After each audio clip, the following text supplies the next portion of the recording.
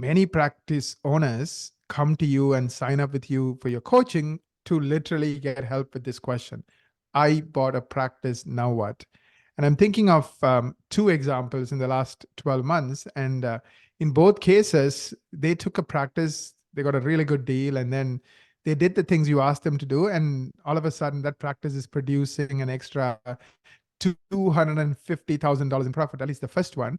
The other one, I believe, was around $300,000 in profit within 12 months. So they got a great deal on the investment, plus they were able to create new value, new profits. Yeah, just both of by those cases, tweaking a few things. The doctors are on their way to developing their ideal practice. Yeah. They're well on their way financially. They're seeing some nice results early on.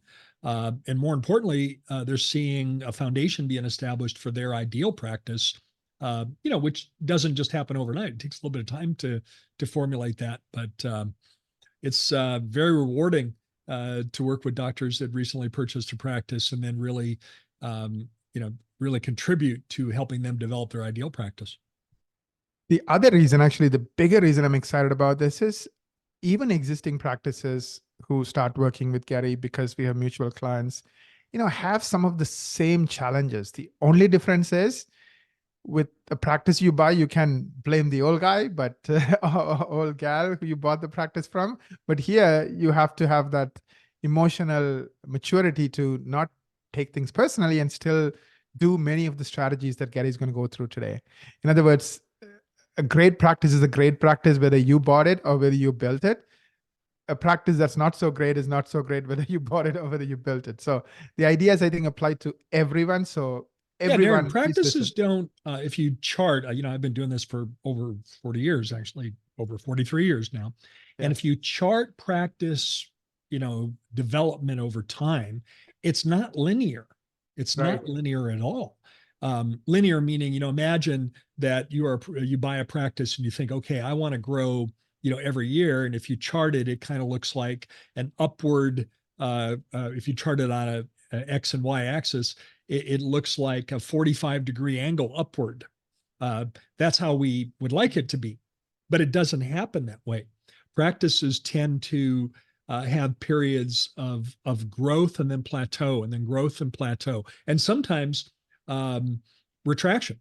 So a growth, plateau, and then kind of go backwards, and then so it really doesn't look like a straight line path.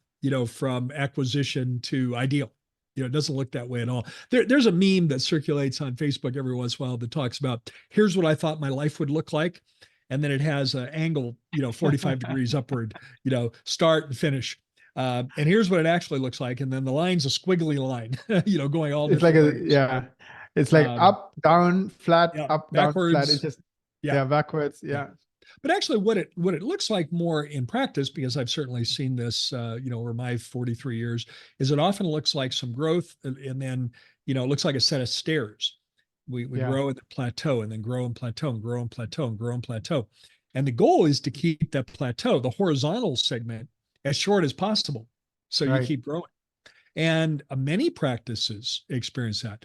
One of my really... Let me ask you a question. Well, one of my favorite case studies is a doctor, early 50s. So I would call that late mid-career, early 50s, late mid-career, early late career, maybe. I'm kind of mixing those time periods up a little bit. Very strong practice, solo doctor, nice hygiene, 2 hygienists. It was a 4-day-a-week clinical practice, so he had 8 days of hygiene. And this was a practice that was, collecting $1.4 million a year. I think anyone listening to that would say that's a very strong practice. However, it had been there for 4 years. He had been stalled out. It had been there for 4 years. And the reason he became a client was he said, I feel like there's more potential in this practice, but I can't figure out where it is. And I can't seem to get unstuck from this plateau. And I'm hopeful you can help with that. And in our first 12 months of working together, so, we have a goal with our clients to grow by at least 10%. And I asked him, hey, how would you feel about achieving 10% growth, if we did that? And he said, given that I've been at flat 0 growth for the last 4 years, and essentially you're going backwards, you're either growing or dying. Yes. But you might say, well, Gary, what about staying the same? Isn't that an option? Well, when you're staying the same, you're actually going backwards analytically because your expenses are going up. Exactly. No matter what, your expenses are they're going up astronomically right now because of wage pressure and inflation. But at any given time, you've got pressure on your expenses rising. And so if you're staying the same, you're actually going backwards in terms of take-home income because inflation's eating away at the previous year's take-home income. So your take-home income is going to be less. So I said, how would you feel about 10%? And he said, I'd be thrilled with that, given that I've been stuck at zero growth for the last 4 years. Well, I want to give him a lot of credit because he and his team were great clients. He applied, he would diligently applied, the information that I was sharing with him and the coaching. And in the first 12 months of our working together, this practice grew 35%. It grew more than a third. And we were blown away. I've seen that happen before, and I've seen that. And it's wonderful when it does happen, but I didn't expect that in this case. But it showed he was exactly right. He said, the language he used, he said, Gary, it seems like I've got more gas in the tank, but I can't figure out where it is. Can't figure out what to do. But it seems like I've got more potential. And it grew 35%. And that was simply in the first 12 months. So your point is well taken, Aaron, that regardless of where you are as a listener in the season of your practice, I believe we're going to share some information that you can apply and help make progress towards your ideal practice. Thank you, Gary. Appreciate it. Let me ask you this. The question I had for you is, you talked about, this concept of plateau. I mean, you have 40, actually, I think you have 44 years of experience because in 2024, that's your 44th year. I'm in the 44th year. Yeah. Thanks for reminding me, Aaron. You're trying to get away with one extra year. Yeah, the time marches on. So, what do you think causes these plateaus? Is it like Oh, it's multifactorial, Aaron. There's not okay. a simple, simplistic definition. Sometimes things like being stuck in a rut when it comes to, say, dealing with insurance. If you think, okay, there's no way out and I need to stay, contracted with insurance. Sometimes it has to do with being stuck clinically. Where maybe early in the career, doctor is excited about adding new services because he or she is deeply, engrossed in, postgraduate CE, and all of a sudden now that starts to taper off. Maybe it has to do with turnover, and let's face it, practices that are experiencing team member turnover today, that's common. The whole employment landscape is changing radically, Yes. right before our very eyes, and not just in dentistry. But in any business owner is experiencing that. And so, I've had situations where doctors said, I had a wonderful long-term team for a long time. And then, so-and-so retired, so-and-so moved because her husband got a job transfer. I had a couple team members that really weren't working out. So we made some changes. And when I look at it now, I've got a new team. So sometimes that can contribute to it as well. So really it's multifactorial. Got it. And I'll tell you what it is also, Aaron, sometimes it has a lot to do with a dentist being tired. I don't mean like physically, but I mean just feeling like Emotionally drained. Emotionally drained. Dentistry is hard work, man. It's hard work physically. It's hard work emotionally. Dealing with patients, a lot of anxiety among patients, and we have to deal with that productively. And it's doctors, of getting tired. And that's one of the joys I get in coaching is helping them reclaim that enthusiasm and excitement about their practice and power through those ruts and in a really positive way. And it's not a quick fix, but it's when a practice loses purpose, what's it about? Right. And when they lose purpose as a practice, and the purpose has to come from the owner dentist. You don't delegate that. It has to come from there. And when it becomes, a work start another day at the salt mine, then the team reflects that. and it stalls the practice out because they take the lead. They follow the lead of the dentist. If the dentist is enthusiastic and excited and comes into work in the morning with a big smile on his or her face, ready to take care of patients, then that's exactly what they mirror back. The team mirrors that back. And hey, I would be the first to admit that, doctor, sometimes it does not feel that way for you. It feels like another day at the salt mine. But you've got to figure out ways to deal with that productively, so that you can be the leader that your practice and your patients deserve. Your practice, your patients, your team, and your community deserve. And so really, Naren, a lot of it has to do with stalled leadership that maybe once was there, but then, all of a sudden the bloom's off the rose on this, and, it stalls out. Okay, I'll get off my soapbox, but you asked a baited question, Naren.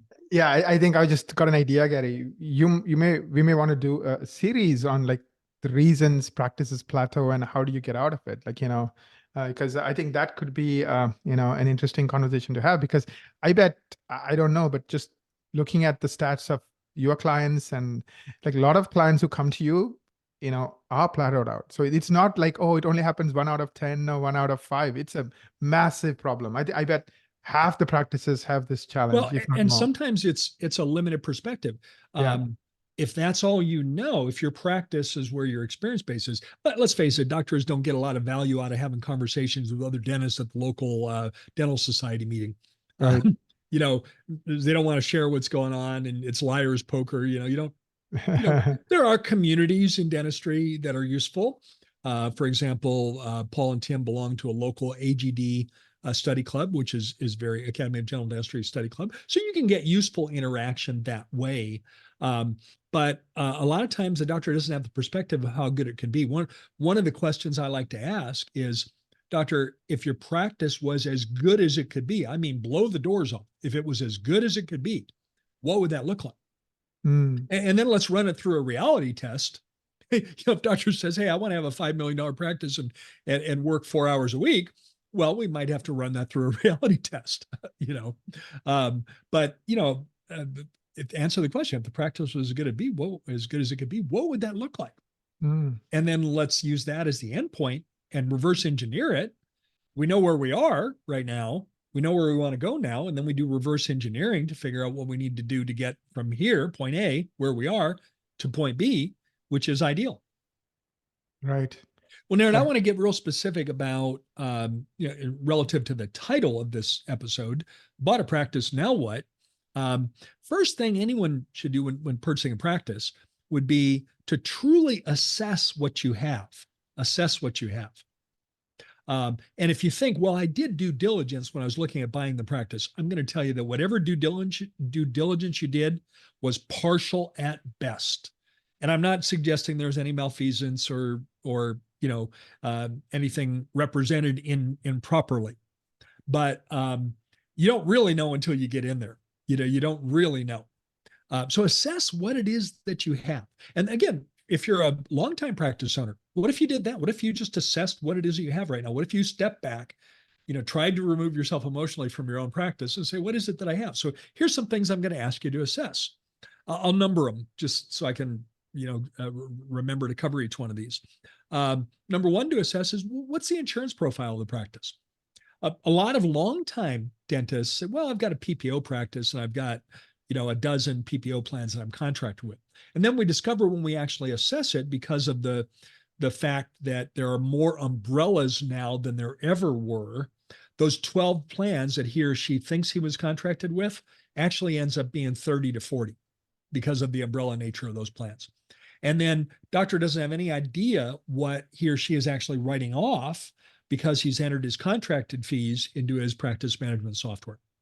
And so has no idea that, he or she is writing off hundreds of thousands of dollars to PPO plans. So assess the insurance profile of the practice. I think, Gary, this is tricky, right? Because I remember the 2 practices who came to you and you helped. like you are like Rambo. I'm a huge fan of Rambo. That was one of the first movies I saw as a kid, like Rambo 2. I mean, he was precise. Every one of those arrows just took down something, you know. Like Yeah. you are like his Rambo assistant, like, okay, yeah, you can do 300 things, which is what he wanted to do. And you're like, no, no, no, no, no. Here are the 6 or 4 things you need to do. And this is number 1, and this is number 2, and Yeah, this is where's number the low 3. fruit on the tree? I mean, you know, an exercise that anyone, whether you're a new practice owner or a long time, where's the low fruit on the tree where we don't even need a ladder, you know, to pick it. So Yeah. maybe, let me go back to my example. You think you're in 12 plans, Yeah. and you discover when you fully assess it, you're actually in 30. And 10 of those have a fee schedule so low that every time you see a patient in that plan, you lose money. It costs you money to provide care. Why Right. don't we start there? You know, so you know, let's start there. So I'll keep going. Some other things you should assess. Number 2, assess your team members. Assess your team members, and truly evaluate. You know, do I have the right people on the bus? You know, that's a Jim Collins phrase from Good to Great. Do I have the right people on the bus? And then dig a little deeper and say, are they in the right seats? You know, sometimes you have the right people on the bus, but you've got them in the wrong seats. So assess your team members, assess them. And as you assess that, if it's less than ideal, ask the question, you know, can I get there from here? I'm a humanist, Naren, absolutely a humanist especially when it comes to team. And if a team member is making an effort and is genuinely trying and has other redeeming qualities like they're reliable, like, you know, they are a positive person, they're no drama, then I'll work with that team member till the cows come home. You know, pardon that old pun, but I'll work with that team member till the cows come home, because very often that team member can be developed. But assess your team members and honestly, you know, assess, do I have the team that will lead me to the ideal practice?